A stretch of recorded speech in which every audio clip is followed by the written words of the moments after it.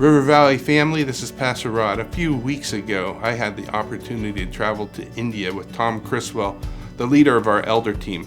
Now, Tom and I have been going on short-term mission trips for over 40 years, and both he and I agree that this trip we took was the most impactful and revelatory trip that either of us had ever been on. Let me tell you a little bit about it.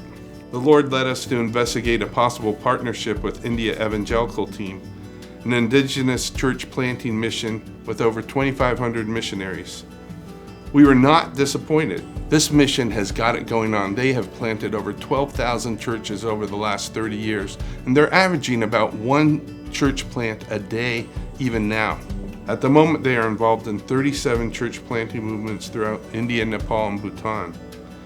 The church planting movement is defined as a rapid and exponential increase of indigenous churches planting churches within a given people group. Put another way, a church that gets planted itself plants a church which continues to replicate itself. Church planting is inherent in the very DNA of these churches.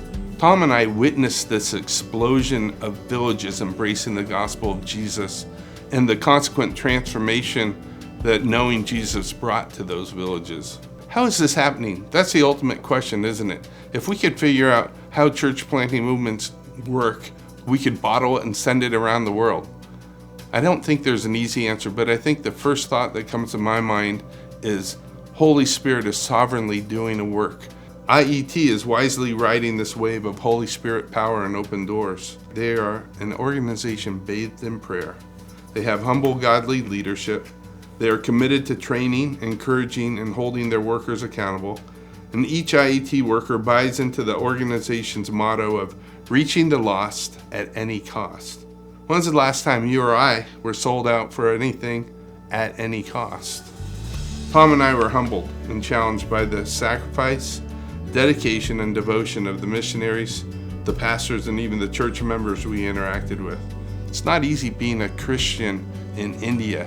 A follower of Jesus faces persecution at every turn, and almost every believer there has been persecuted in one way or another. They face physical harm, torture, imprisonment, or worse, and yet they're laying it out.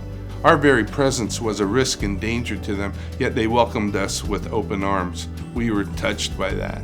So what's next? Our elder team is exploring ways where we can financially partner with IET to sponsor an entire church planting movement. That's a big ask and a big stretch for us as a church. I believe we can do it, and I think God would be honored by that. You know, River Valley, our motto is to be in the community for the community, and indeed we are, but we are also in the world for the world. God is doing a mighty work in South Asia, and by God's grace, we can be a part of it.